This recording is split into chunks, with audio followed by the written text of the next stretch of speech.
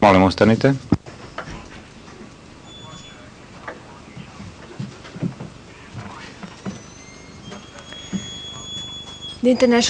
Međunarodni krivični sud za bivšu Jugoslaviju zasjeda. Tribunal Penal International pour l'ex-Yougoslavie est ouvert. Please be seated. Izvolite sjesti.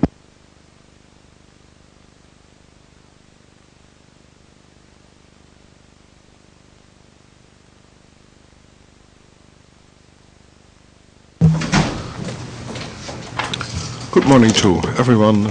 Dobro jutro svima. Molim sekretara da najavi predmet. Sekretar, dobro jutro. Ovo je predmet IT 0367 PT, tužilac protiv Vojislava Šešelja. Sudac, hvala. Gospodine Šešelj, u stvari, prvo da počnemo sa predstavljanjem strana. Kako bi stvari bile kratke, vidim da optužbu zastupa gospođa Jerceslav, gospodin Sekson i referentica za predmet Ana Katalinić. Dobro jutro. Vi ste, gospodine Šešelj, prisutni, a branioci u pripravnosti su prisutni gospodin Hooper,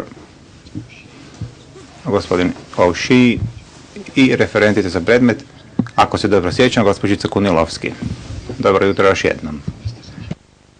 Gospodine Šešelj, da li ste primili naš nalog o rasporedu u kojem ste mogli pročitati da se sada ponovo sami branite?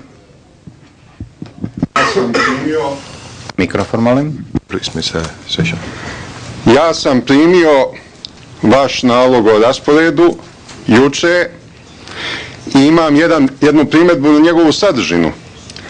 Kažete ovdje u tački 1 da ste naložili da se optuženi udalji iz sudnice zbog remetilačkog ponašanja. To je laž. Ja nisam udaljen zbog remetilačkog ponašanja, nego sam udaljen na sopstveni zahtev jer nisam hteo u sudnici da trpim prisustvo ovih vaših špijuna koji glume moje branioce.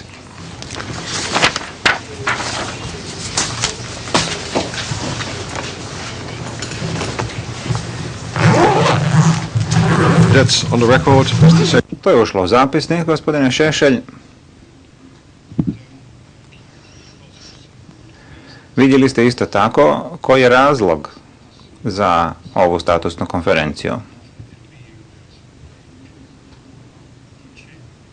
A to je da sudsko vijeće želi od vas saznati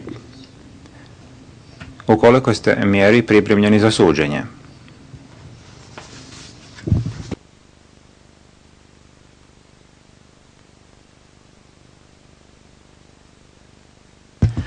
Tražimo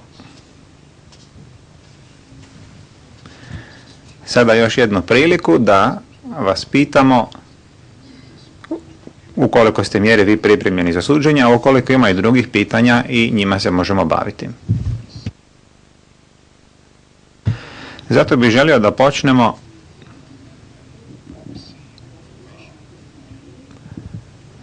sa sljedećim. Želim da nam vi date informacije o vašoj spremnosti da počnete sa suđenjem. Gospodine Šešelj. Ja sam spreman za suđenje bio već 24. februara 2003. godine. I za ove 4 godine vi ništa drugo niste radili osim što ste tragali za načinom kako da me efikasno sprečite da se branim. Moje pravo da se sam branim je neprikosnoveno. Mr. Šešelj. Gospodine Šešelj. Gospodine Šešelj. Mr. Šešelj. Gospodine Šešelj. Sudsko vijeće želi dobiti neke informacije. Mislim da sada nije vrijeme za općenite izjave. Ukoliko želite iznositi općenite izjave o vašem pravu da se sami branite, vijeće će razmotriti da li će vam dati priliku da to učinite u nekom drugom trenutku.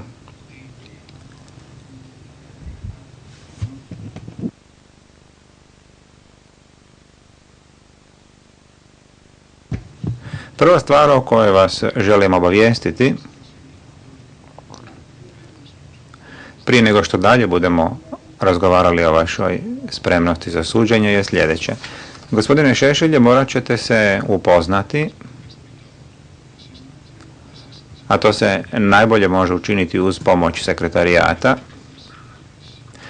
sa postupcima za odvijanje suđenja, što bi vam omogućilo da na efikasan način vodite svoju obranu na suđenju. To, na primjer, između ostaloga, uključuje pitanja vezana za prijevode dokumenata, kao i način za prezentiranje dokaza u sudnici. To je od posebne važnosti zato jer će se ovo suđenje voditi u takozvanoj elektronskoj sudnici. Elektronska sudnica je sistem koji je smišljen kako bi stranama u postupku omogućio da posjeduju i dostavljaju dokazne predmete u elektronskom formatu. No, suđenje koje se koristi sistemom elektronske sudnice, to ne znači da se u takvom suđenju uopće ne upotrebljavaju papiri. Svi dokazi optužbe bit će prezentirani u elektronskom obliku i pojavit će se na monitorima u sudnici. Obično to isto vrijedi i za obranu. Sekretar vam može pomoći kako biste saznali više o tom sistemu.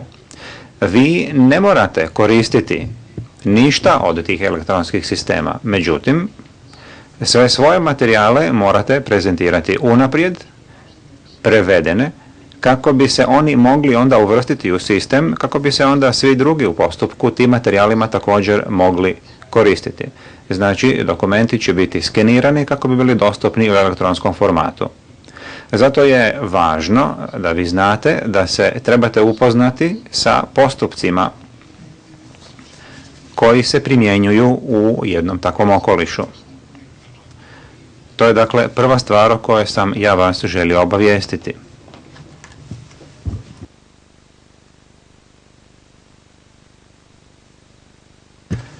Druga stvar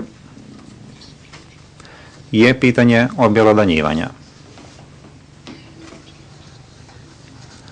Prvo bih želio provjeriti da li ste primili snimku, audio ili video statusne konferencije održane u srijedu. Cijele statusne konferencije, uključujući onaj dio dok niste bili prisutni u sudnici. Tu ima sad jedan vrlo ozbiljan problem. 2003. godine tadašnji predprocesni sudija Wolfgang Schomburg doneo je odluku da mi se snimci svih statusnih konferencija dostavljaju. Nemate strpljenja ni da me saslušate, gospodine Ori. Ja vam kažem, postoji problem oko toga. Gospodine Šešelj, ukoliko želite ukazati na neki problem, u redu, to možete učiniti, ali prvo molim vas da odgovorite na moje pitanje, a moje pitanje je bilo da li ste primili snimku? Primio video traku na kojoj ne znam uopšte šta se nalazi, jer moj video player je pokvaren. Ja sam nekoliko puta kod zatvorskih vlasti intervenisao da mi dostave drugi, oni to još nisu učinili. I na svakom koraku me maltretirate na slične načine. Kako da to gledam kad nemam video playera? A sa letošnje 2 statusne konferencije sekretarijat mi je dostavio falsifikovane snimke na kojima nema delova zatvorene sednice. Mr. Šešelj.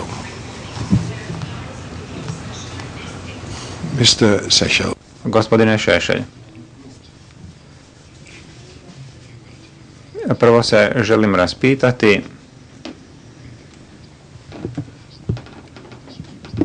o tome u kolikoj ste mjeri vi mogli pregledati traku od srijede. Gospodine sekretaru, da li se nešto zna o tome da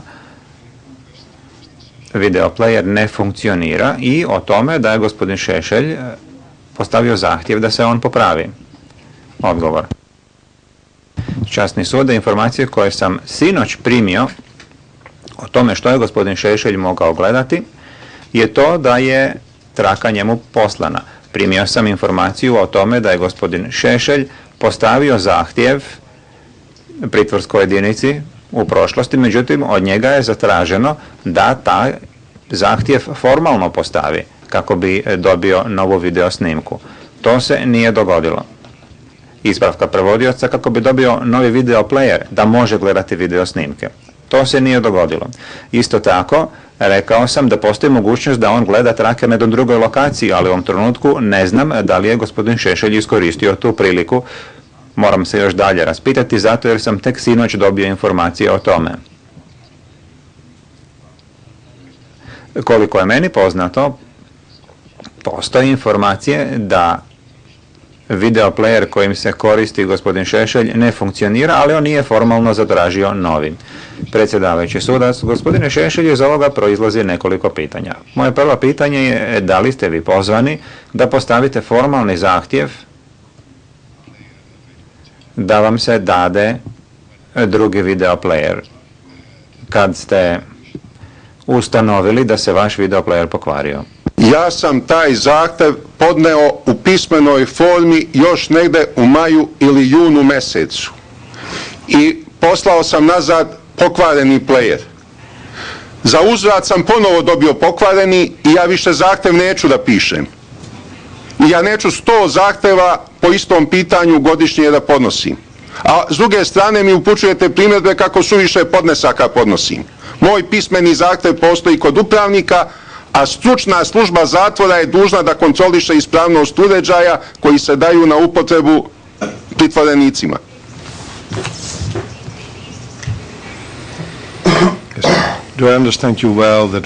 Da li sam vas dobro shvatio? Kad je drugi video player se pokvario, vi tada niste željeli postavljati sljedeći zahtjev da se on zamijeni. Niste me dobro shvatili jer taj se drugi video player nije pokvario u mojoj ćeliji, on mi je dat pokvaren.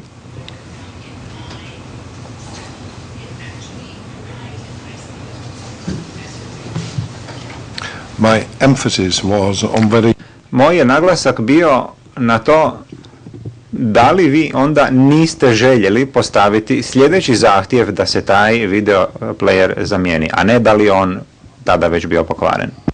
Ja sam sljedeći zahtjev u 2 navrata usmeno podneo upravniku, on je obećao da će to biti završeno, pa 3. put zatvorskoj službenici, ona je obećala da ću juče ujutro dobiti novi video player, a onda u toku dana došli su sa zahtjevom da moram pismeno predati sopstveni zahtjev. Zar to nije maltretiranje, gospodine Ori?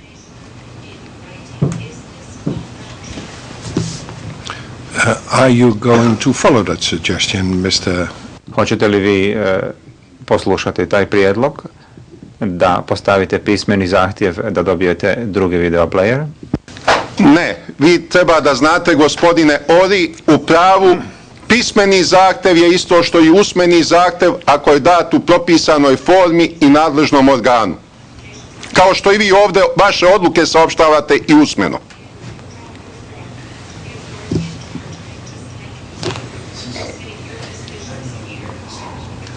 Yes, that's your view, Mr. To je vaš pogled, gospodine Šešelj.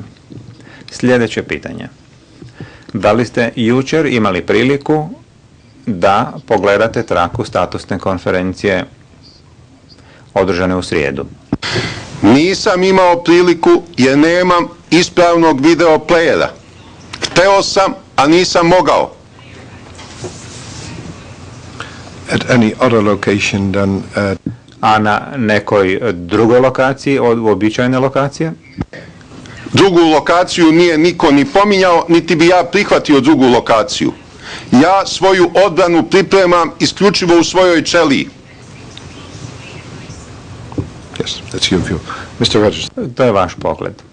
The chamber would like to be informed about whether Vijeće moli sekretara da ga se informira o tome da li je informacija o tome da postoji prilika da se video traka pogleda na nekoj drugoj lokaciji je bila dana gospodinu Šešelju. Sekretar, ja ću se raspitati. Sudac, u redu. Gospodine Šešelj,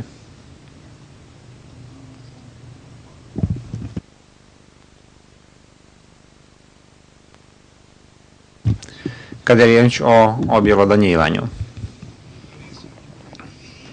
vi ste rekli da ste spremni za suđenje, međutim, postoji li u ovom trenutku neko pitanje vezano za objelodanjivanje? Da li smatrate da vam je nešto u vezi s time potrebno za početak suđenja? Gospodine Ori, ja sam ovdje u 7 tačaka pripremio svoje stanovište o pitanjima početka procesa. Jedno od tih pitanja je pitanje obelodanjivanja. Međutim, to nije jedino pitanje. Svi dokumenti meni moraju biti objavljeni na srpskom jeziku, a još uvijek postoji praksa da mi na razne načine pokušaju dostaviti materijale na engleskom. I svi dokumenti meni moraju biti dostavljeni na papiru. Vaše veće je letos donelo odluku da mi se dokumenta mogu dostavljati u elektronskoj formi. To je isto kao da ste odlučili da u sudnici moram da dubim na glavi. Vi tu odluku ne možete provesti i morate je promijeniti. Mr. Session. Gospodine Šešelj, ovo vijeće je donijelo odluku 4. jula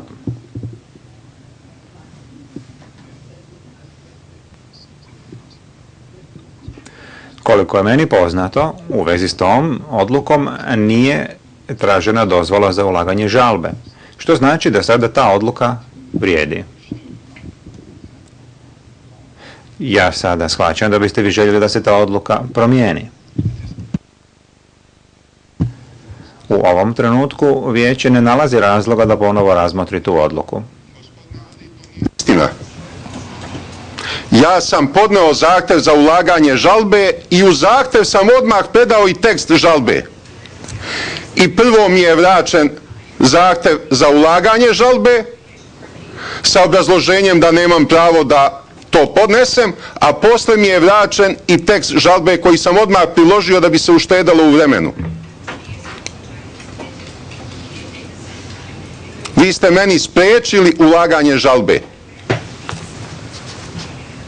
Is that because, Gospodine Šešelj, da li je to zato jer ste zahtjev podnijeli u ono vrijeme kada je bio dodijeljen branioc? Da li je to razlog? Moramo naime vidjeti da li vam možda treba dati još jednu priliku za ulaganje žalbe.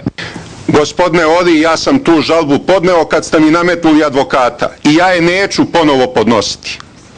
Jer ja ne mogu da platim moje pravne savjetnike ni za dosadašnji posao, a ne da me vi maltretirate po nekoliko puta da podnosim iste žalbe.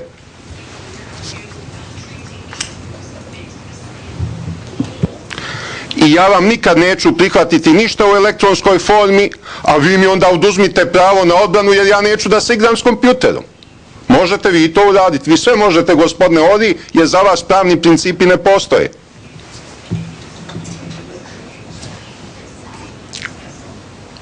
One moment.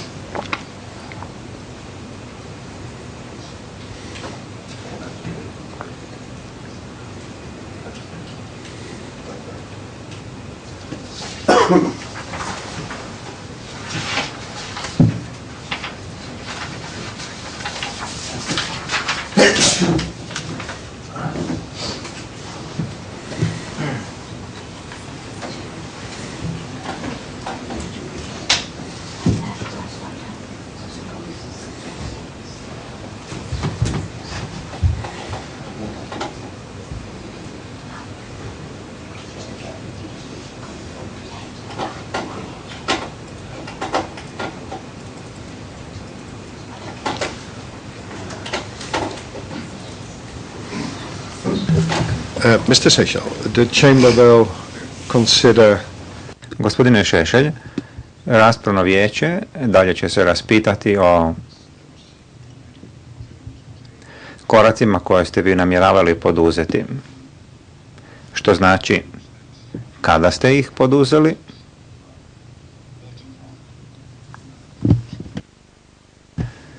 što je dovelo do toga da ti vaši koraci ne urode plodom, i to ćemo onda razmotriti u vezi s našom odlukom od 4. jula i zaključiti kakve posljedice iz toga proizlaze. Yes. Well, my first information, but please correct me when I'm wrong. Evo, prva informacija koju sam dobio, ali ispravite me ako griješim, gospodine Šešelj, je da ste vi našu odluku od 4. jula primili na jeziku koji razumijete 7. jula. Ovo vijeće također zna da je branilac dodijeljen 21. augusta ove godine. To znači da je vrijeme unutar kojeg se može zatražiti certifikat za žalbu davno bilo prošlo onda kad je dodijeljen branilac. Prema tome, ukoliko je vaš zahtjev u kojem tražite certifikat za žalbu vraćen, uzrok tome nije mogla biti činjenica da vam je nametnut branilac, zato jer tada ta odluka još nije bila donesena. Zato mora da zato postoje neki drugi razlozi. Možete li nas obavijestiti o tim drugim razlozima? Na primjer, da li ste možda prekoračili dozvoljeni broj stranica, da li ste se možda na neprikladan način izražavali u dokumentu, da li možda zbog toga vaš zahtjev poslan natrag vama? Samo trenutak, gospodine Šešelj, dopustite mi da završim. Dakle, nametanje branioca nije mogao biti razlog da vam se takav zahtjev vrati. Ako nas možete o tome informirati, molim vas da to učinite, a ako ne, mi ćemo se raspitati.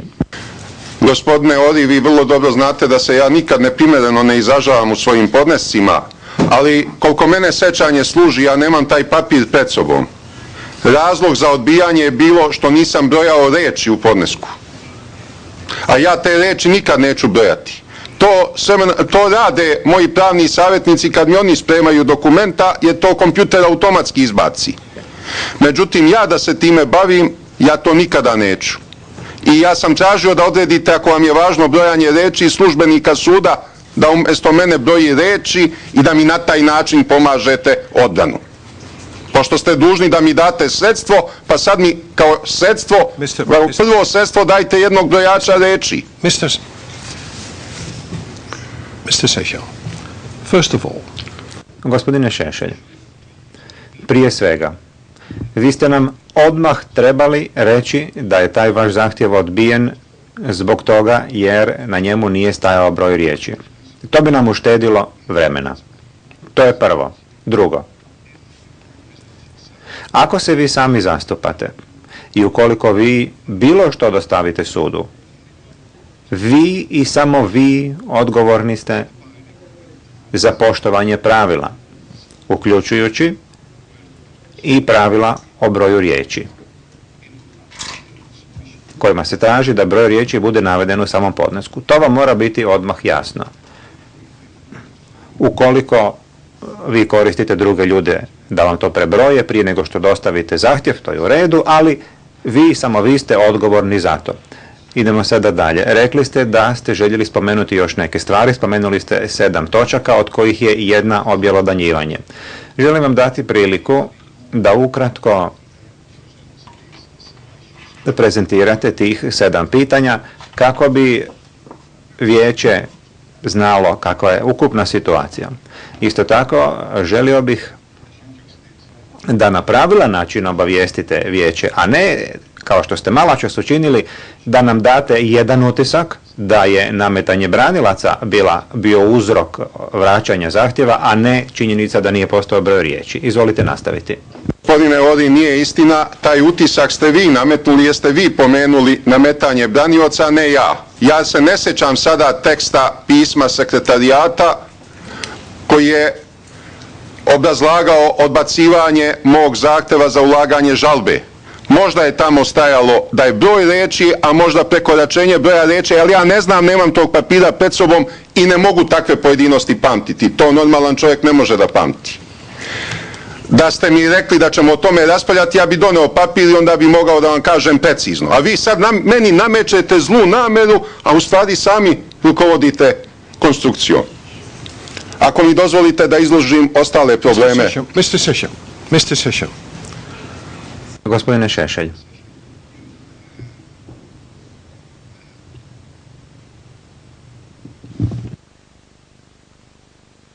Što mislite, koliko vam vremena treba da predstavite vaših 7 točaka? Nadam da je dovoljno 10 do 15 minuta ako me ne budete prekidali. Mr. Šešelj. Gospodine Šešelj, imate 15 minuta da predstavite vaših 7 točaka. A da li ću vas prekidati ili ne, u najvećoj mjeri ovisi o sadržaju onoga što ćete nam reći. Izvolite. Ako me budete prekidali, to valjda znači, gospodine Oli, da ćete mi dati dodatno vreme, upravo onoliko koliko me budete prekidali. Ja znam da je vaše pravo da me prekidate, ali ako mi date 15 minuta, onda je to 15 minuta koje samo ja koristim. Prvo, ja trenutno uopšte ne znam šta je sadržaj optužnice. Obavešten sam da ste vi tražili od sekretarijata redukciju optužnice i da je sekretarijat vama odgovorio i u štampi je pisalo o tome, ali ja novog prečišćenog teksta optužnice nemam. I ne znam uopšte kakav je ishod te vaše inicijative. Ako je optužnica zaista redukovana, onda mora biti redukovan i prilagođen i predpretresni podnesak tužioca. U skladu s tim mora biti redukovan i spisak svedoka. Drugo, vi ste u većem broju odluka, mislim da je bilo 7 odluka po zahtevu tužioca za zaštitne mere, odlučivali da mi se imena zaštićenih svedoka dostave 30 dana pred početak suđenja. Ja još nisam dobio ni jedno ime zaštićenog svedoka. Treće pitanje, meni još nisu registrovani pravni savjetnici, jer sekretarijat insistira da moji pravni savjetnici moraju ispunjavati kriterije koje pravilnik propisuje za branioce. Pravni savjetnici nisu isto što i branioci. Ja nemam novca da angažujem ljude koji će ispunjavati kriterije za branioce. Ja sam zadovoljan mojim pravnim savjetnicima i oni će i dalje obavljati veoma važan posao za mene. Ali meni je neophodno iznošenje iz zatvora poveljivih dokumenata. Ranije sam iznosio uz dozvolu sekretarijata. Uprava zatvora je pitala sekretarijat, sekretarijat se složio, ja sam legalno iz zatvora iznosio poveljive dokumente i ti dokumenti nikad nisu obelodanjivani javnosti. A sad odjednom mi to spočitavate kao moj prekršaj, što sam iznosio poveljiva dokumenta. Nisam i na svoju ruku iznosio. Zatim, meni su neophodni poveljivi telefonski razgovori, privilegovani telefonski razgovori s mojim pravnim savjetnicima, jer mi sve ovo sada prisluškuju i neophodne su mi slobodne posete pravnih savjetnika i šefa istražiteljskog tima.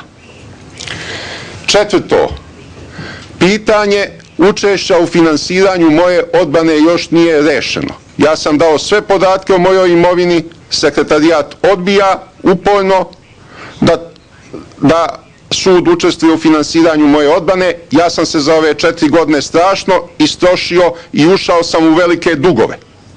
Statut mi daje pravo na sredstva za odbranu. I ne može se sada statutarna norma izigravati tako što će se reći mogu sredstva, ali Huperu, Van der Spoelu ili ko zna kome. Trebaju sredstva koja će biti efikasno upotrebljena u odbrani. To ne znači da ja tražim novac sebi, nego tražim da sekretarijat odobri sredstva, a ja ću dati spisak imena ljudi koji su mi pomagali u odbrani s njihovim brojima žiroračuna i sa konkretnim iznosima koliko treba da im se plati od dodeljene sume. Dalje, niste mi još odredili rok za predpretresni podnesak, a po pravilu 65T to mora biti najmanje 3 nedelje pre predpretresne konferencije.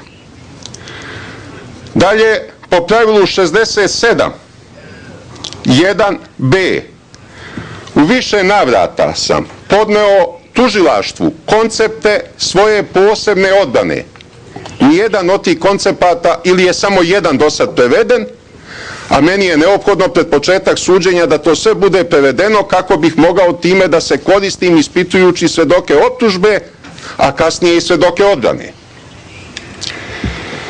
Dalje, nisam bio u mogućnosti da prisustvujem davanju vanpretresnih iskaza i unakrsno ispitan svedoke po pravilu 71.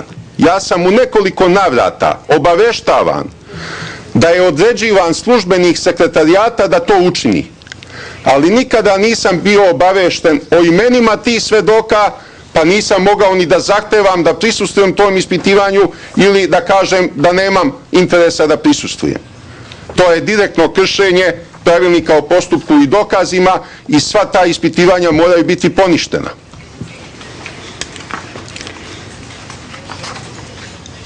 I, gospodine Ori, ja i dalje insistiram da sedim u prvom redu klupa predviđenih za odbranu, kako bi i vizuelni utisak svedoka tužilaštva bio da sam ja ravnopravna strana u postupku sa tužilaštvom.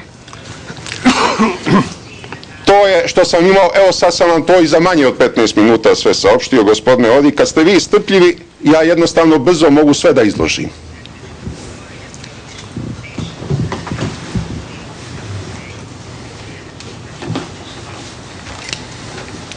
Yes, Mr. Seychelles, you kept well within the... Predsjedavajući sudija, da, gospodine Šešelj, vi ste se uistinu pridržavali vremenskih ograničenja i ja vam se na tome zahvaljujem. Pre nego što nastavimo, možda ćemo vam postaviti nekoliko pitanja.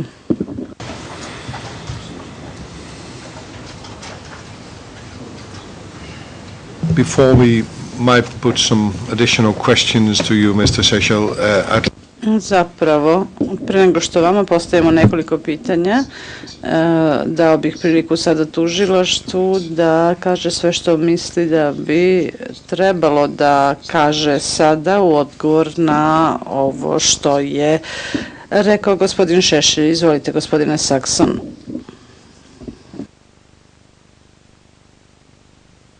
Tužilac, dve vrlo kratke primedbe. Časni sud je optužen je pomenuo da je on, citiram, dostavio dokument o specijalnoj odbrani tužilaštvu temeljem pravila 67. Takvog podneska nema. Pre nekoliko godina optuženi je obelodanio tužilaštvu da je on nameravao da se brani specijalnom odbranom, ali i tužilaštvo taj dokument posjeduje, a ako optuženi želi da se taj dokument prevede na engleski, mogu obavestiti pretresno veće da, koliko ja znam, da je najveći deo toga, a to je nekoliko stotina stranica, bilo prevedeno na engleski jezik, tako da sekretarijat ne mora time ponovo da se bavi. Kao drugo, što se tiče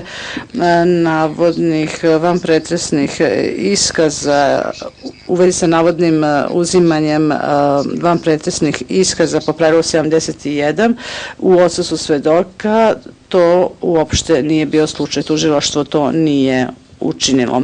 Predsjedavajući sudija, što se tiče ovog pravila 67 o dodatnom obelodanjivanju, to pravilo predviđa da odbrana mora obavestiti tužioca o svojoj nameri da iznese odbranu alibijem ili bilo kojoj drugoj posebnoj odbrani. Iako sam ja dobro shvatio, vi ste bili obavešteni, iako je to bilo podavno, o takvoj odbrani. onda na temelju pravila 67a2 tužilaštvo je obavezno da odbranu obavesti o imenima svedoka koje namerava da pozove u pobijanje te odbrane o kojoj je obavešteno tužilaštvo temeljem pravila 67. Dakle, recite nam jeste li vi to učinili ili niste. Tužilac ne, nismo, zato što nismo smatrali ta obelodanjivanja koja su učinjena temeljem pravila 67 da predstavljaju posebnu odbranu u duhu ovog pravila. Radilo se jednostavno o stotinama stranica koje nam je dostavio optuženi sa citatima iz knjiga, ranijih govora i tako dalje i tako dalje. Tako da u smislu onoga što je predviđeno ovim pravilom mi na to nismo odgovorili. Također me gospođa Erc-Reslov obavestila da je optuženi dostavio još neke podneske po pravilu 67, ali je tužilaštvo smatralo da nije nužno prevoditi ih zato što se opet radilo o jednom te istom materijalu, o stotinama stranica na srpskom jeziku u kojima su zapravo bile ponovljene stvari koje su rečene u stvarima koje su bile objavljene, a čiji je autor bio optuženi. Predsjedavajući sudija, u redu. Pitanje za vas, gospodin Šešelj. Kada ste vi obavestili tužilaštvo onome što vi smatrate posebnom odbranom, pa da li se radilo o odbrani alibijem ili nečim drugim, na primjer, to podrazumeva odbranu smanjenom uračunljivošću ili neuračunljivošću. Jeste li vi tom prilikom dali imena i adrese svedoka i neke druge dokaze koje imate nameru da pozovete kako biste potkrepili taj alibi ili neku posebnu odbranu? Dakle, je li to bilo obuhvaćeno vašim obaveštenjem tužilaštvu? Gospodine Ori, očigledno da gospodin Sakson uopšte nije ostvario uvid u taj materijal.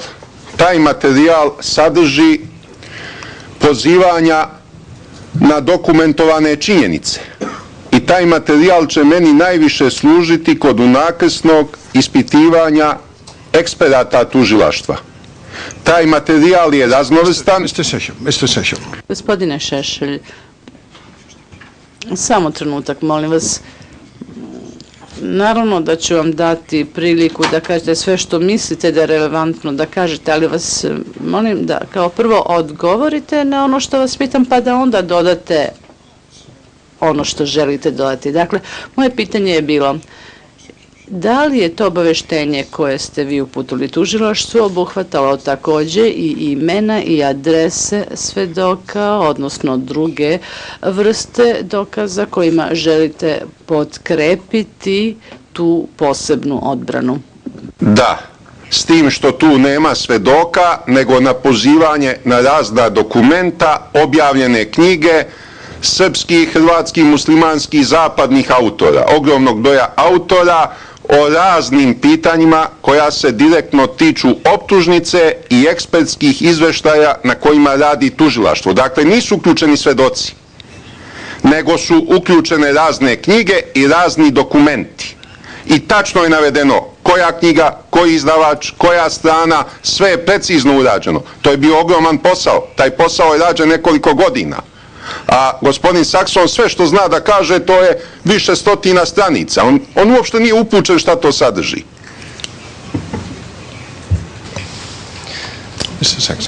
Predsjedavajući, izvolite gospodine Sakson, tužilac, vrlo kratko, časni sude, tim tužilaštva je zatražio od osoba koje odlično govore taj jezik da pregledaju te podneske i u tome nismo našli ništa što potpada pod pravilo 67. Najveći deo toga, na primjer, je ponavljanje optužbi protiv pape, poglavara katoličke crkve, a mi ne smatramo da je takva vrsta materijala relevantna za ovo, pa se jednostavno time više nismo bavili. Sudija Robinson, gospodine Sakson,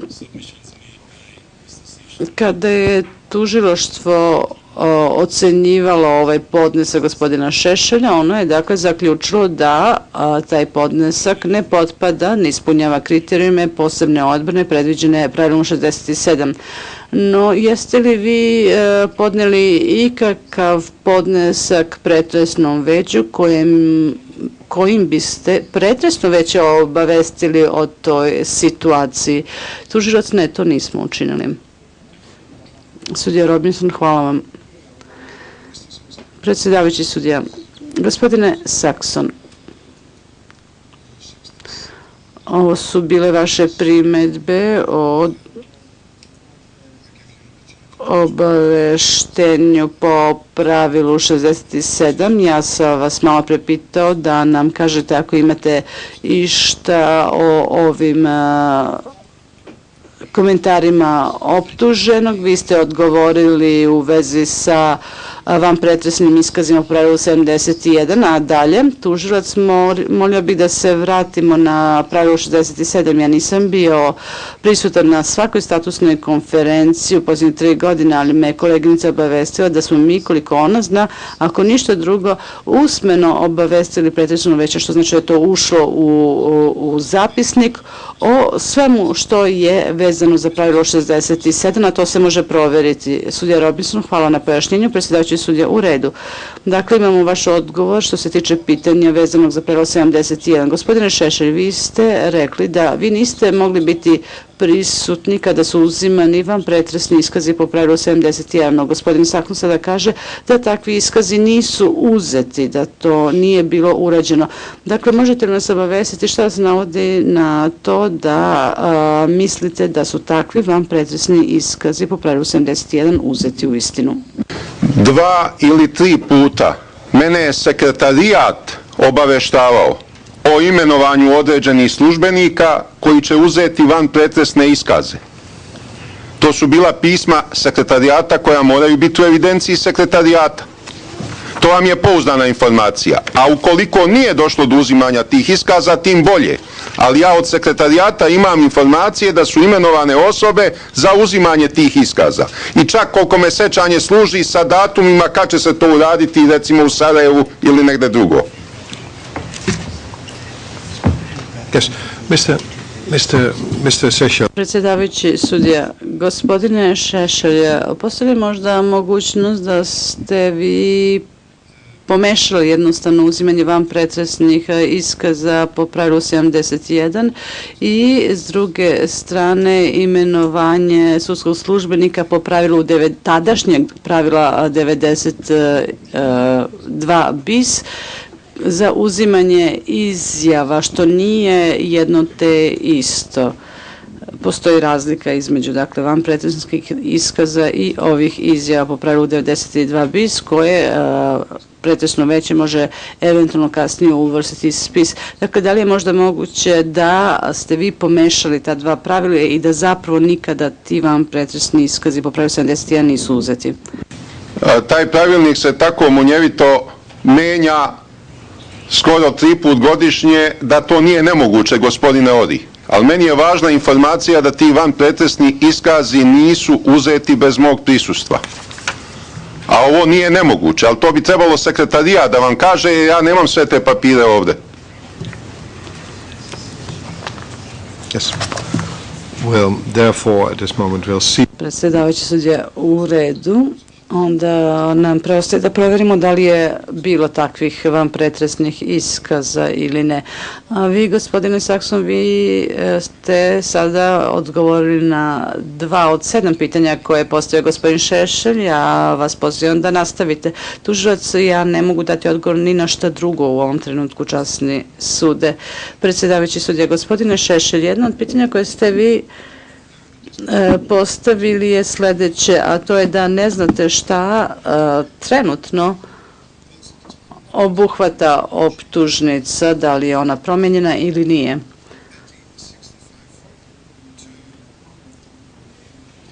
Na konferenciji održanoj 20. oktobra po pravilu 65 ter pretresno veće obavestilo je tadašnje advokati, tadašnji odbor i strane u postupku o sledećem, a ja ću vas o tome sada obavestiti. A ja ću vas sada obavestiti o tome što je tada rečeno. Zapravo je to rekao jedan od pomoćnika pretresnog veća. Očekujući, u iščekivanju da pretresno veće donese odluku, a to znači da tada odluka još nije bila doneta,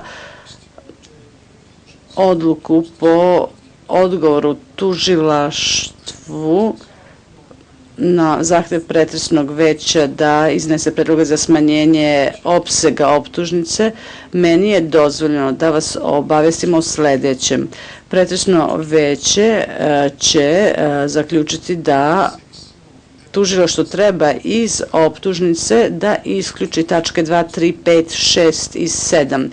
Pretresno veće će također doći do zaključka da se ne smeju izvoditi dokazi u vezi sa sledećim: Zapadnom Slavonijom, opštinom Brčko, opštinom Bijeljina, Boračkim jezerom, Borašnicom i Bosanskim Šamcom. No, to ne isključuje dokaze opšte prirode.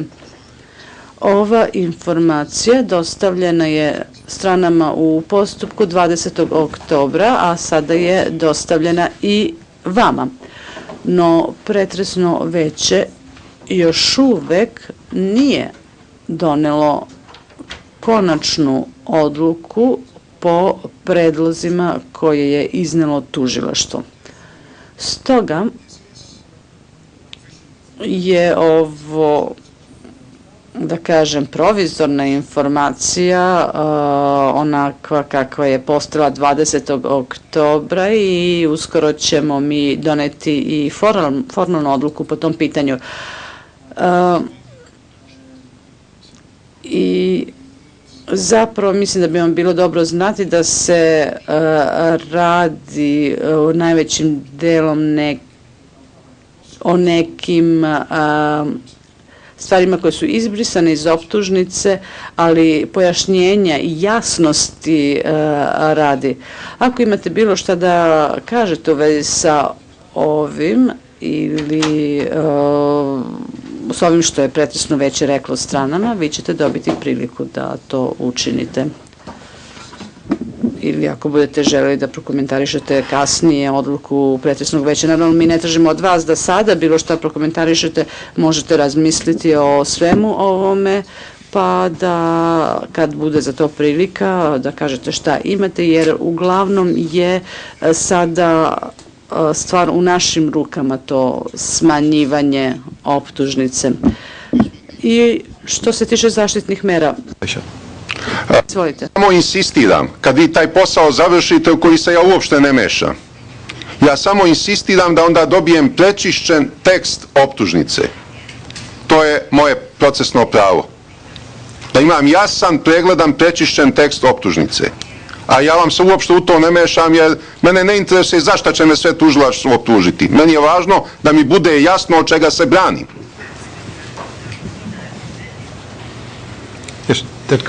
Predsjedavajući sudija, naravno to se podrazumeva, pravila su vrlo jasna. Čim odluka bude donesena, tužilaštvo će izmeniti optužnicu i ta optužnica će biti zavedena kod sekretarijata i vi ćete dobiti primjerak te optužnice, znači da ćete biti u potpunosti o tome obavešteni. Ali ovo što je sada rečeno, to je bilo rečeno samo sa namerom da vam se na neki način ukaže na to šta možete očekivati, kakav tip izmena u optužnici možete očekivati. I što se sada zaštitnih mera tiče, samo da pogledam šta ste vi tačno rekli u vezi s tim zaštitnim merama, samo trenutak, molim.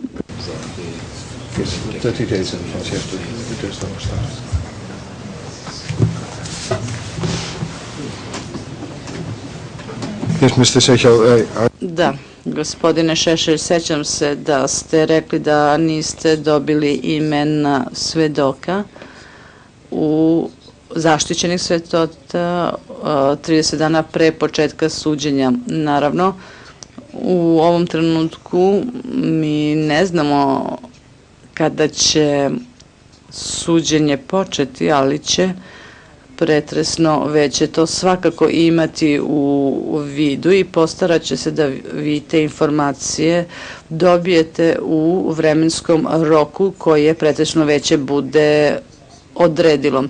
Treće pitanje koje ste postavili tiče se vaših pravnih savjetnika, no to je pitanje koje je prvenstveno pitanje prirode koje rešava sekretarijat. Ova ustanova ima pravila koja se tiču toga ko može braniti optužene, pravila vezana za njihovo plaćanje, pravila vezana za poverljive informacije i to ko može imati uvid u njih, uključujući i kvalifikacije osoba koje se tim stvarima mogu baviti. No, kao što sam već rekao, to je nešto čime se prvenstveno bavi sekretarijat i ja pretpostavljam da ste vi sada dobro upoznati sa procedurama i da znate kako stvari izgledaju. Nekoliko od tih pitanja još uvek nisu rešena, kao što je, na primjer, pitanje finansijske nadoknade, to je vrlo jasno.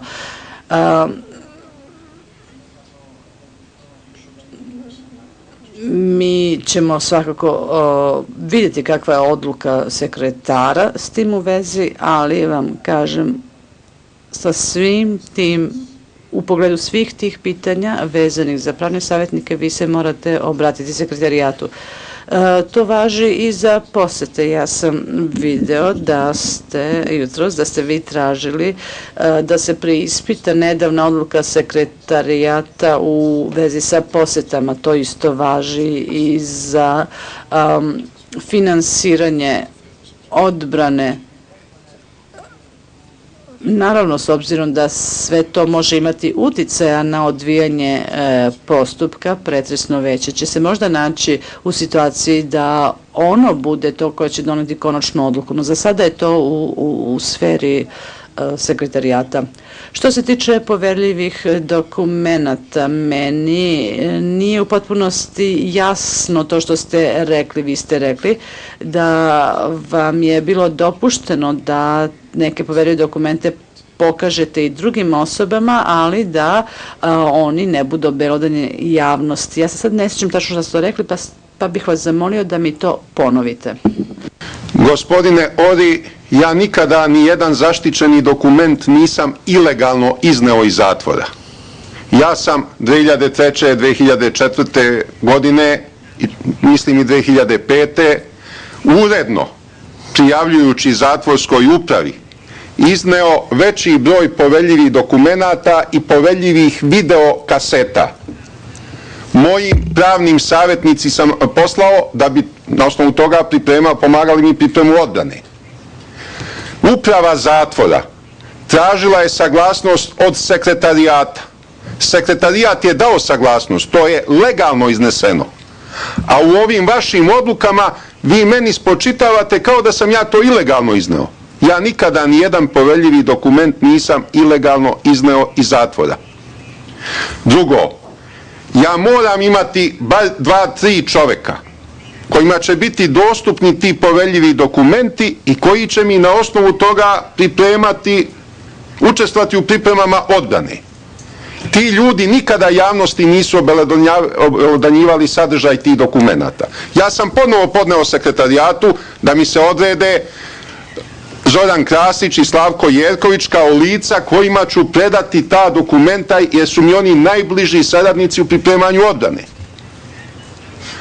I oni su spremni da potpišu sporazum o neobelodanjivanju, o čuvanju te tajne, svesni posledica u slučaju kršenja. Ali sekretarijat već 4 godine uporno zamenjuje tezu. Sekretarijat tvrdi, insistira da moji pomoćnici, članovi mog tima, moraju ispunjavati uslove koji su propisani za branioce. Da moraju znati engleski ili francuski jezik, da moraju biti advokati ili profesori prava, da moraju biti članovi asocijacije advokata i tako dalje, ne znam napamet šta sve stoji u tim odredbama. To moji pravni pomoćnici ne treba da imaju. kao uslove. Oni samo meni pomažu, oni mene ne brane, ja sebe sam branim. Tu je dakle to tendenciozno insistiranje sekretarijata koje meni strahovito otežava pripreme odbrane.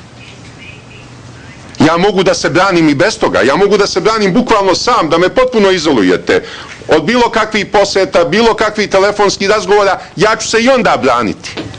Ali vi znate onda kakve su pravne posljedice tako neadekvatne odbrane.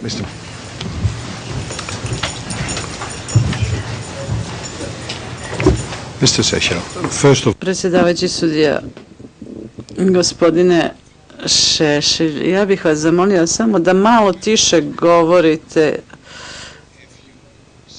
i to samo iz jednog vrlo praktičnog razloga, a to je da ako vi glasno govorite, mi ne čujemo prevod u isto vreme. Jednostavno, zato ako želite da mi razumemo prevod onoga što kažete, bilo bi dobro da malo tiše govorite. Eto, to je sve.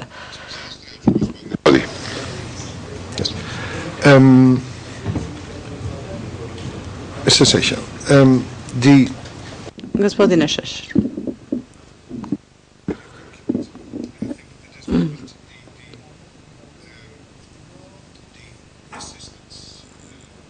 Mislim da je pitanje vaših pravnih savjetnika i opšte sredstava kojim raspolažete nešto što je u domenu sekretarijata, ali će pretresno veće sigurno obratiti pažnju na to pitanje, na pitanje sredstava kojim raspolažete i na pitanje granica u kojima će vama biti dozvoljeno da poverljive informacije dajete drugim licima. Ono što vi kažete u vezi sa našom odlukom i time da se u njoj pominje da ste vi ilegalno iz pritvorske jedinice iznosili neka poverljiva dokumenta, no koliko se meni čini, zapravo se radi o nekom telefonskom razgovoru u kojemu ste vi pomenuli, dakle u razgovoru sa jednim od pripadnika vašeg tima, ime jednog zaštićenog svedoka i da su izrazi koji su upotrebljeni tom prilikom bili ti koji su pobudili zabrinutost pretresnog veća. No, mi ćemo se dalje pozabaviti ovim pitanjem. Ja nisam sa svim aspektima u potpunosti upoznat, ali će pretresno veće svako želiti da tačno vidi u kojoj meri je vama dozvoljeno da iznosite u saglasnog sekretarijata poverljiva dokumenta i kome sve možete da ih date. No za to će nam biti potrebno neko vreme kako bismo to ispitali. I još jedno pitanje koje preostaje. Vi kažete da bi vama trebalo dopustiti da sjedite u prvom redu ukoliko ćete ispitivati svjedoke.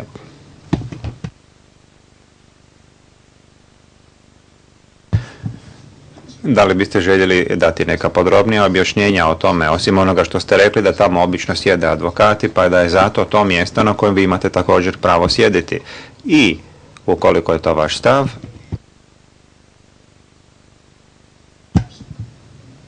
možete li nam možda navesti neke pravne presedane za ovo konkretno pitanje, da čak i optuženi koji sam sebe zastupa ima neka prava na posebno sjedenje. Postoje li neka praksa koja je vama poznata, postoje li neke sudske odluke o tome koje reguliraju da optuženi ne sjedi na mjestu za optuženi, nego na mjestu na kojem obično sjede advokati? To je praksa većine američkih sudova. Ne znam da li je to u svim američkim državama, ali u većini sigurno jeste. Jer ja sam pravnik po struci, pa to bar delimično poznajem. U američkom pravnom sistemu odbrana i tužilaštvo su potpuno ravnopravne strane u postupku i vizuelno u sudnici one su ravnopravne. Ista klupa odbrani, ista klupa tužilaštvu. Na isti način vode i optužnicu i odbranu. Zašto je to meni važno? Dakle, to postoji u američkom pravnom sistemu, da li u engleskom nisam siguran. Zašto je to važno? Važno je kad ovde dođe svedok. Svedok koji se prvi put pojavljuje na sudu, obično je malo uplašen svedok, obično, ne uvek. Pa vidi vas u čudnoj odeći. Pa još ako ste malo namršteni pa se i uplaši. Pa je tu tužilaštvo koje je također u čudnoj odeći. Pa ga je ono pripremalo za postupak. A vidi mene kao miša ovde, vidim sa galerije i odmah me u startu ni podaštava kao ozbiljnog učesnika u postupku. To je veoma važan psihološki moment koji se tretira u svakom ozbiljnom pravnom sistemu. Ja moram biti ravnopravan sa tužilaštvom. Ja vam garantujem, gospodine Ori, da nikada ni jedan svedok s moje strane neće biti ugrožen. Ni fizički, ni nepristojnim izrazima. Osim onim izrazima kojim opovrgavam njegovo svedočenje eventualno. Tu možete biti sigurni. Ali ja moram biti ravnopravan. I ja sam se moram osjećati ravnopravan u odnosu na tužilaštvo. Ali još je jedna važna stvar koju moram da vam kažem povodom onog prethodnog, ako dozvolite jednu ili dve rečenice. Da li dozvoljavate, gospodine Ori?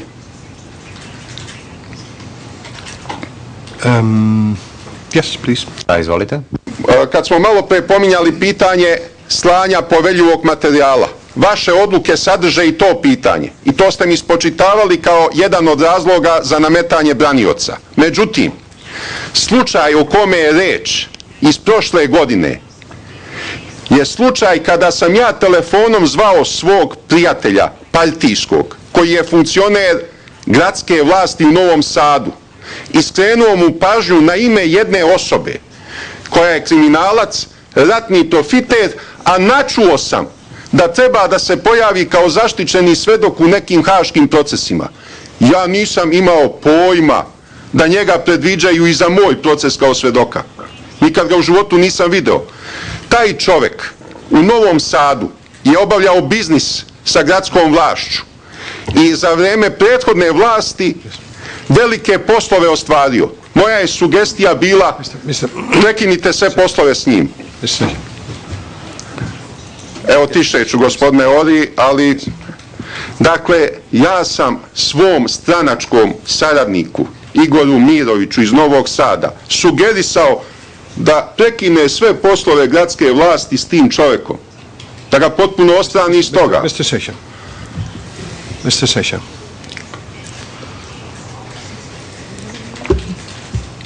Yes, not only... Gospodine Šešelj, ne samo što vas mi molimo da budete malo tiši, nego vas molimo da budete malo sporiji kako bi vas prevodioci mogli pratiti. Dakle, iako nema potrebe da ulazimo u toliko detalja,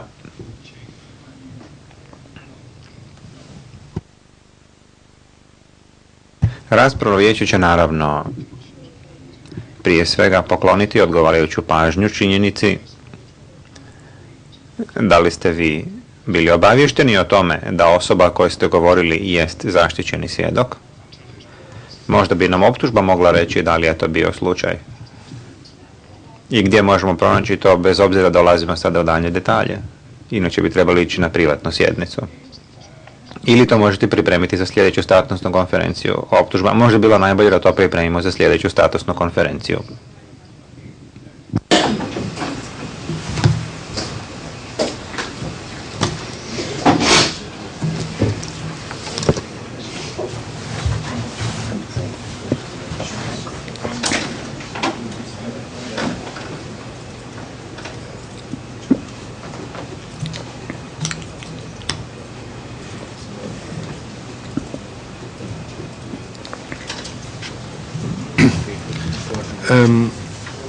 There's one issue remaining that's... Ostaje još jedno pitanje, a to je podnošenje predraspravnog podneska. Možda prvo, predraspravni podnesak je podnesen, optužba. Optužba je dostavila prvi predraspravni podnesak, čini mi se prije 2 godine, a zatim toga je uslijedio još jedan dodatak predraspravnom podnesku relativno nedavno. Sudac, da, shvatio sam. Gospodine Šešelj, Rekli ste da predraspravni podnesak mora doći najkasnije 3 tjedna prije početka suđenja. Mi dakle imamo predraspravni podnesak i dodatak tom podnesku, pa mi nije točno jasno što vas to brine. Gospodine Ori, niste meni dali rok za podnošenje predraspravnog podneska. Koliko sam ja shvatio pravilnik, i ja trebam najmanje 3 nedelje pred početak predpretresne konferencije da podnesem sopstveni predpretresni podnesak. Ali ja insistiram da tužilaštvo sada, ukoliko bude redukovana optužnica, prilagodi svoj predpretresni podnesak redukovanoj optužnici kako bi moj predpretresni podnesak sadržao zapravo moje observacije, moje odgovore na ono što postoji u tužiočevom predpretresnom podnesku. That's clear now, at least your argument is clear. Dobro, sada su vaši argumenti jasni.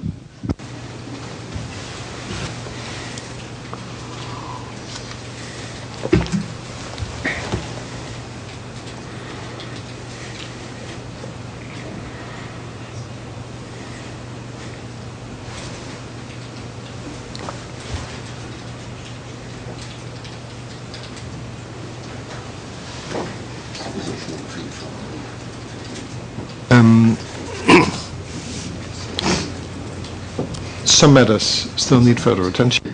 Neke stvari još treba razmotriti iz vaših 7 točaka.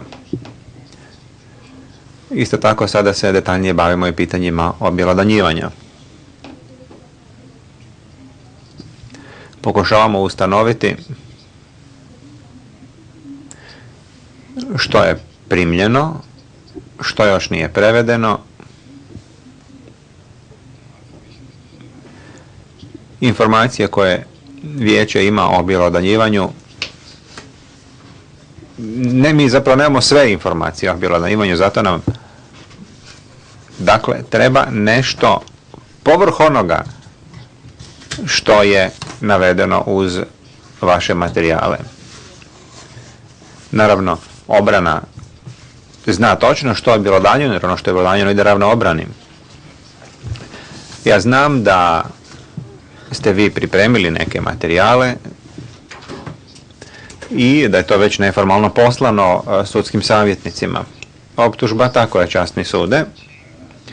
Želio sam spomenuti vijeću još jednu stvar, kako bi jednostavno to sve bilo jasno i otvoreno rečeno za zapisnik, i ukoliko vi možda želite označiti kopije tih materijala za identifikaciju.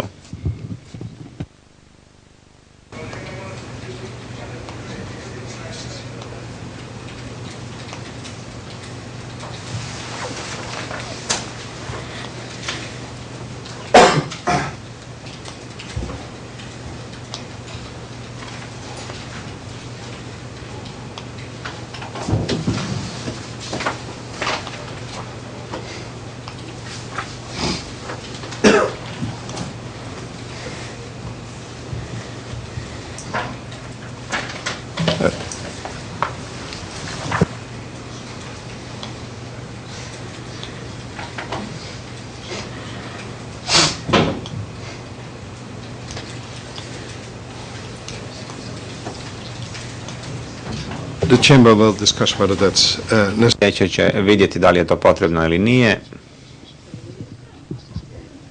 No, u svakom slučaju sve treba biti transparentno kako bi optuženi znao što je točno vijeće primilo s tim u vezi. Naravno, to onda povlači i pitanje prijevoda. Jer u nekim tablicama dovoljno je samo prevesti samo naslove kolona, a u drugima to nije dovoljno. Iako čini mi se da to nije neko veoma komplicirano pitanje prevođenja. Vijeće će razmotriti to pitanje i obavijestiti vas o tome da li inzistiramo na daljnjim identifikacijama u formalnom smislu. No, vi biste mogli optuženome već dati one materijale koje ste dali vijeću. Ja znam da to još nije prevedeno,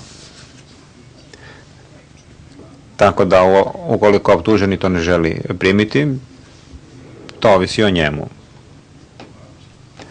Dakle, kasnije ćemo vas informirati o našem stavu u vezi s tim pitanjem. Kao što sam ranije rekao, postoji još par stvari kojima se moramo pozabaviti.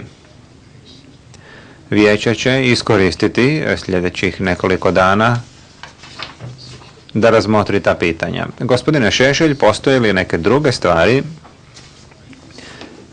na koje biste željeli skrenuti našu pažnju, jer su one relevantne za početak suđenja, povrh ovih 7 točaka koje ste iznijeli, od kojih smo neke riješili, a neke trebamo dalje razmotriti? Da. Pre izvesnog vremena, možda pre 2 ili 3 nedelje, tužilaštvo me je lažno optužilo da sam preko svoje supruge Jadranke Šešelj obelodanio imena 8 zaštićenih svedoka. A ja nikada nisam ni dobio spisak zaštićenih svedoka, pa sve i da sam hteo, to nisam mogao učiniti. Pa da postoji mogućnost da se ti svedoci ugroze, da im se preti, da se zastrašuju, da se radi ovo, da se radi ono. Mr. Sexton. Can we move into private? Optužba, molim da pređemo na privatnu sjednicu. Yes, we'll move into private. Sudac, u redu, idemo na privatnu sjednicu, a to također znači da moramo, možda zatvorena sjednica bolje, moramo ove zavjese povući. Gospodine Ori, Yes, Mr. Session. Samo trenutak, gospodine Šešelj, pričekajte da pređemo na zatvorenu sjednicu, onda možete nastaviti. We are in close. Sada smo na zatvorenoj sjednici. Gospodine Ori, ja prvo zahtevam da ne dozvolite da ovo bude zatvorena sednica, jer ja neću ničije ime pomenuti i nijedan poveljivi dokument neću pomenuti. Ja samo govorim o nedoličnom i protivpravnom ponašanju tužilaštva. A ime nijedno ne mogu pomenuti jer nikakvih imena i nema. Pa vas molim da ukinete zatvorenu sednicu i da se vratimo na otvorenu sednicu, jer nema nikakvih razloga da sednica bude zatvorena.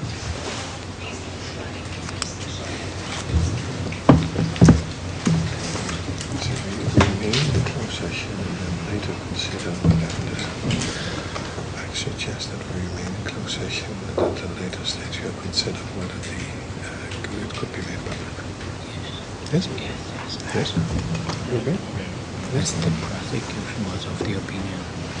Yes. Maybe mention some names. Yes. Mr. Seychelles, we... Gospodine Šešelj, za sada ćemo ostati u zatvorenoj sjednici. Nakon što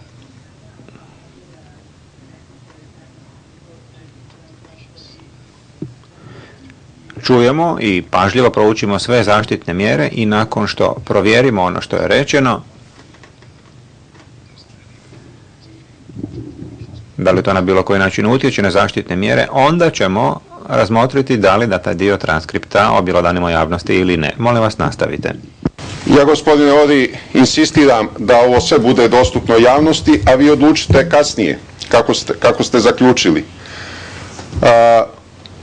Ovo što je uradilo tužilaštvo, lažno me optužujući, poslužilo je sekretarijatu kao osnov da zavede restrikcije u pogledu daljih poseta moje supruge Jadranke Šešelj.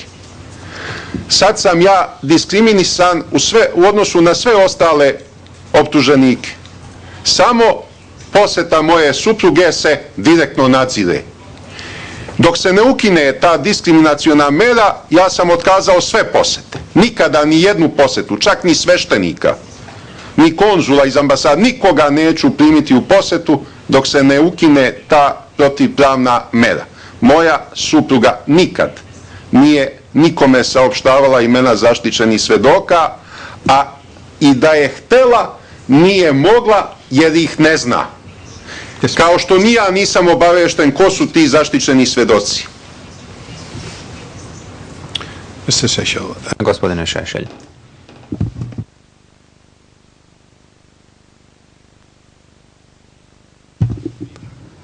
Poznat mi je zahtjev za preispitivanje te odluke, koji je upućen predsjedniku Međunarodnog suda. Taj je zahtjev u ovom trenutku u potpunosti u njegovoj nadležnosti. On je taj koji treba ustanoviti postoje li činjenične osnove za takvu odluku. On je taj koji će odluku preispitati kao odluku u upravnom postupku i u ovom trenutku ovo vijeće nije nadležno da rješava u toj stvari. Gospodine Saxon, vi ste zatražili zatvorenu sjednicu. Imajući u vidu ono što je do sada rečeno, postoji li potreba da se inzistira na zatvorenoj sjednici?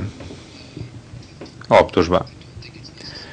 Mislim da nije potrebno nastaviti sa radom na zatvorenoj sjednici ukoliko je sada završeno sa ovom temom. Sudac, ali moje pitanje je da li ono što je rečeno na zatvorenoj sjednici mora ostati na zatvorenoj sjednici? Optužba. Ne mislim da se to može objelodaniti javnosti.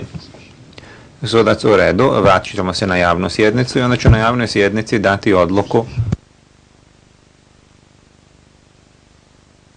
da se odluka o zatvorenoj sjednici više ne primjenjuje i da se ovaj dio transkripta može objelodaniti javnosti.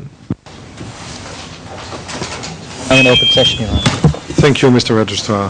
Sekretar, sada smo na javnoj sjednici. Sudac, hvala. Vijeće je upravo donijelo odluku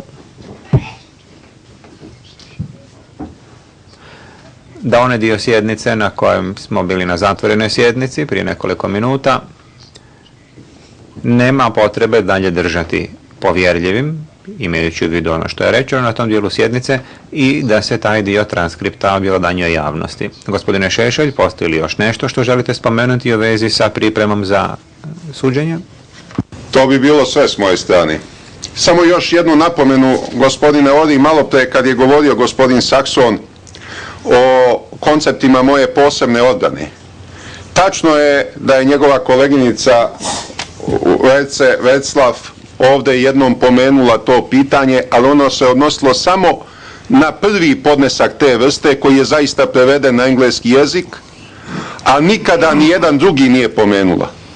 To je podnesak iz 2003. ili početka 2004. godine, u kome se zaista nalaze citati iz raznih mojih knjiga, ali kojima ja opovrgavam sve ono što tužilaštvo iznosi u optužnici. Jer me optužuje da sam ratne zločine izvršio govorom mržnje. To je okosnica optužnice. Prema tome, to je vrlo relevantan materijal, jer on sadrži izvode iz mojih govora gde sam dobrovoljce Srpske radikalne stranke obaveštavao da treba da poštuju ratno pravo na ratištu, kako da postupaju sa ratnim zarobljenicima, sa civilima, sa objektima i tako dalje. To sadrži u tim govorima.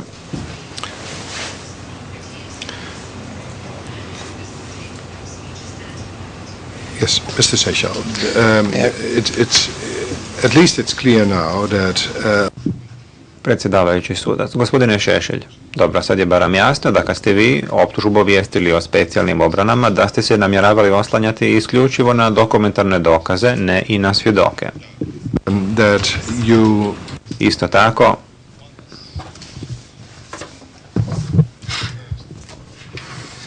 vi kažete da je optužba samo jednom, ali samo na osnovu prve obavijesti, a ne i na osnovu dodatnih obavijesti, to izjavila u zapisnik. Mislim da to možemo pronaći u zapisniku.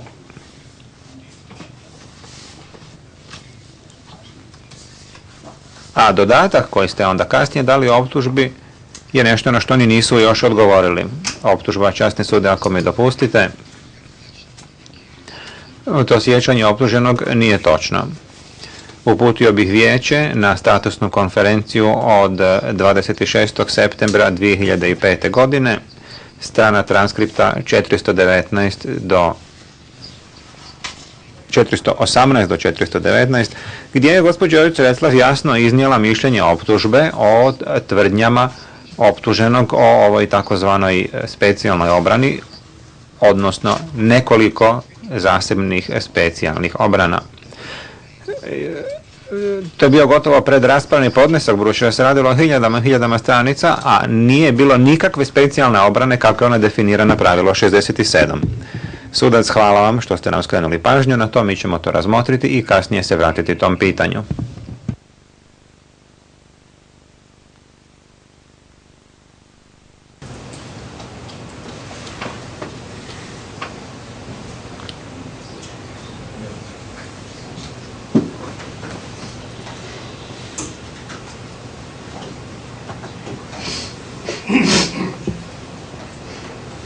Mr. Seychelles, the next point I'd like... Gospodine Šešelj, sljedeća stvar je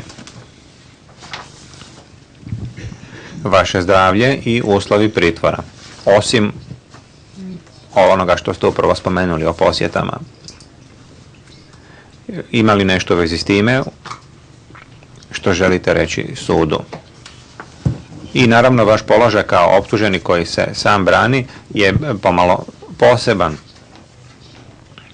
Tako da ćemo shvatiti ono što kažete ne samo kao čovjeka koji se sam brani, nego i kao optuženog koji je u ovom trenutku u pritvoru. Ima li nešto na što nam želite skrenuti pažnju? Ja samo insistiram da mi se u pogledu pritvorskih uslova omogući sve ono što je imao na raspolaganju gospodin Milošević dok se sam branio. To znači kancelariju, posebnu kancelariju, čiju ću ključ ja nositi u džepu, u kojoj ću primati svoje saradnike iz tima za odbranu, istražitelje i potencijalne svedoke. I da ta prostorija ima telefon i faks. To je imao gospodin Milošević dok je bio živ i dok se branio. On je imao i 2 ćelije međusobno spojene. Meni su istina dali 2 ćelije, ali mi je to neupotrebljivo jer nisu međusobno spojene. Pa svaki put kad bih hteo u onu drugu da idem, moram da tražim stražara da mi otključa. To je dakle neupotrebljivo. To nije moj preteran zahtev za 2 ćelije. Dovoljna je i ova jedna ukoliko dobijem kancelariju sa telefonom i faksom. Čiji ću ključ ja u džepu nositi kao što je to nosio i pokojni gospodin Milošević. Dok ne umrem, naravno.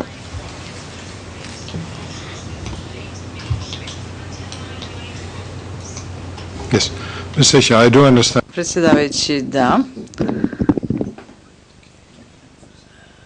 Ja shvatam vaš zahtev koji se sastoji u tome da želite da dobijete ključ za tu prostoriju i da budete vi osoba koja ga nosi, no to je stvar koja je one ranije u nadležnosti sekretarijata. Dakle, vi bi trebalo prvo da se obratite sekretarijatu, da sa njima vidite kakva je stvar, da izrazite svoje želje i kada se sekretarijat time bude pozabavio, kada vam bude rekao kakav je njegov stav s tim u vezi, tek kada sve to bude učinjeno, tek onda pretresno veće može eventualno dalje da se pozabavi tim pitanjem. No, dobro, to je ušlo u zapisnik, vi ste izrazili ovde neke od vaših želja u vezi sa time i pretresno veće vas upućuje na sekretarijat. Još nešto u vezi sa zdravljem i uslovima u pritvoru? Što se tiče uslova u pritvoru, nemam drugih primjedbi, ali što se tiče zdravlja, poučen veoma lošim iskustvom, kad sam se pretresnom veću, odnosno predpretresnom sudiji gospodinu Agiusu požalio negde krajem 2003. godine, da već više od 3 meseca čekam na gotovo banalnu operaciju, pa mi se to posle spočitava kao zla namera čak i u vašim odlukama, jer sam navodno bio već u tom trenutku obavešten da će operacija biti zakazana. Obaveštenje nije bilo službeno, izrečeno mi je od strane medicinske sestre u formi mogućnosti da naredne nedelje zaista dođe do operacije. Predsjedavajući sudija, da? Da. Zbog toga odlučio... Samo trenutak, gospodine Šešelj, samo trenutak, molim.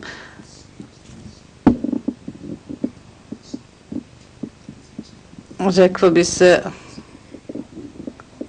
da nekome ovdje u sudnici, ako ne i meni, ali bih rekao da to nije moj, da se to meni nije desilo, da nekome zvoni mobilni telefon, možda van sudnice, ali vrlo blizu, ali kome god da telefon zvoni, molit ću da ga isključi, a napominjem svima da je zabranjeno koristiti mobilni telefon u samoj sudnici. Dakle, Gospodine Šešelj, znate, nema potrebe da se ponovo vraćamo na to pitanje da li ste vi tada bili propisno obavešteni ili niste bili propisno obavešteni o toj operaciji koja je bila predviđena, odnosno o tome da li vas je o tome obavestilo neko službeno lice ili medicinska sestra. Jednostavno, sad u ovom trenutku nema potrebe da se na to pitanje vraćamo, ali bih vas zamolila da nam kažete da li vi trenutno imate bilo šta u vezi sa vašim zdravstvenim stanjem, o čemu želite da nas obavestite. Gospodine Ori, to je bio argument, jedan od argumenta za uskraćivanje mojih procesnih prava. Sad bi ja vas, na primjer, mogao obavestiti... Gospodine Šešelj, molim vas, moram da vas prekinem. Doneta je odluka, to je nešto što je bilo uzeto u obzir pri donošenju te odluke, a ta odluka je posle poništena. Žalbeno veće je tu odluku poništilo, dakle nema potrebe da se na to vraćamo sada. Možda će to imati značaj u budućnosti, ako to bude slučaj imat ćete priliku da se izrazite, ali sada ne. Dakle, imate li nešto drugo u vezi sa svojim zdravstvenim stanjem da kažete? Kad bi ja vas i vaše kolege, gospodine Ori, sad obavestio da su mi letos prilikom nekih temeljitijih lekarskih pregleda pronašli da imam čireve u gornjem delu želuca, koje nikada ranije nisam imao, i da sam ja lično ubeđen da ste mi te čireve na gornjem delu želuca prouzrokovali vi i vaše kolege vašim protivpravnim ponašanjem, vi biste mogli sad i to iskoristiti kao argument protiv mene da se neprimjereno ponašam. I zato ja uopšte neću ni da vas obaveštavam o svom zdravstvenom stanju, da me ne biste i dalje tako dodatno optuživali, jer ja želim u trudnici da se primjereno ponašam, a ne neprimjereno. Od toga zavisi i moj ugled. Yes. Mr. Šešelj. Da, gospodine Šešelj, a recite nam, dobijate li odgovarajuće lekove ili negu u vezi sa tim zdravstvenim tegobama koje ste upravo pomenuli? Nemam primjedbi što se tiče zatvorske nege, imao sam primjedbe na lekara, ali što se tiče medicinskih sestara, zaista su krajnje savjesne i požrtvovane u radu.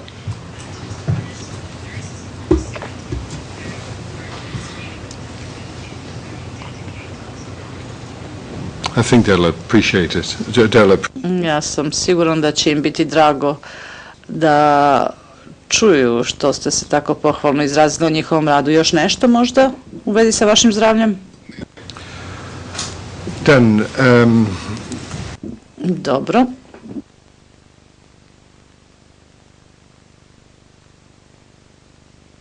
Izvolite, gospodine Saxon, vidim da ste ustali.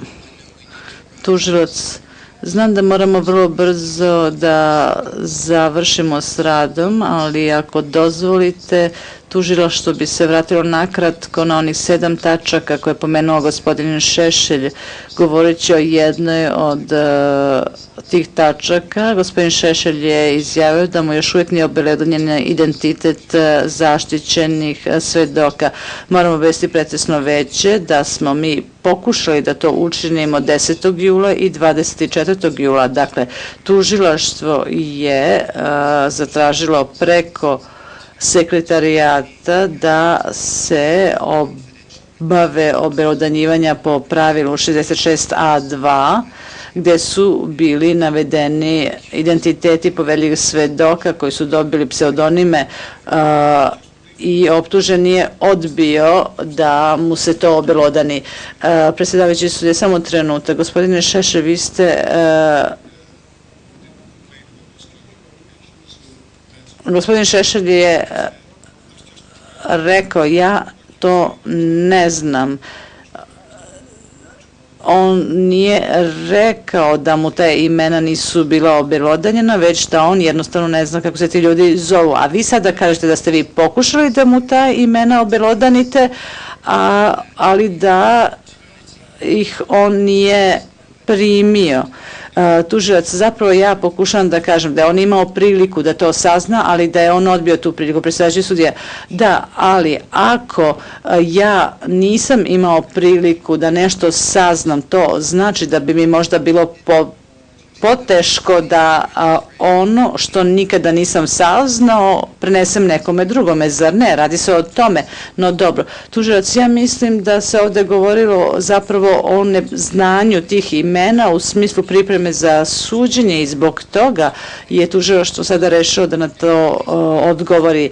I još nešto u vezi sa obelodanjivanjem poverljivih materijala o optuženom i obelodanjivanja tog materijala njegovim pravnim savjetnicima ili bar jednom od njih koji je pomenut u predpretresnom podnesku tužilaštva kao osoba koja je bila član državnog zločinačkog poduhvata zajedno sa optuženim, a to je gospodin Mirko Blagović, tako da tužilaštvo sada ponavlja da se veoma protivi obelodanjivanju bilo kakvih poverljivih dokumenata takozvanim pravnim savjetnicima. Predsjedavajući sudija, u redu, imali bilo šta što biste vi sada želeli reći, gospodine Šešelj, ili vi, gospođo Erc-Reslov, zato što nam ostaje svega par sekundi. Izvolite. Vrlo kratko, ako želite da me čujete.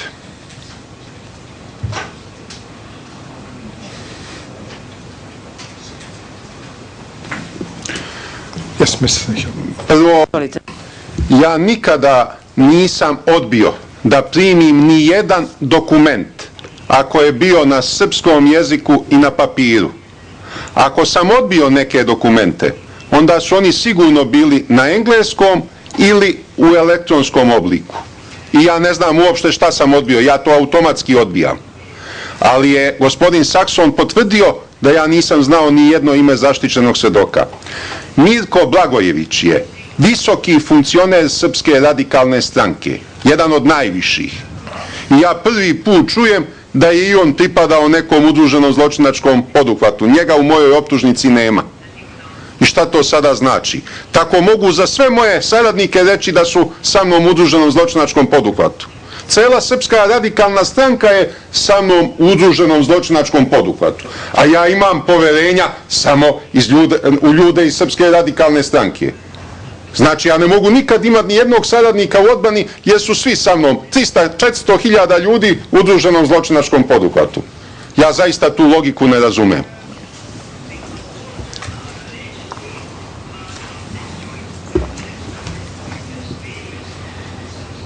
Okay, let's proceed. Positions are clear. Dobro. Stavovi strana su jasni sa ovim u vezi. Još nešto možda, gospodine Šešelj? S moje strane ne, osim ako gospodin Sakson opet nešto tako pametno kaže pa da moram odgovoriti.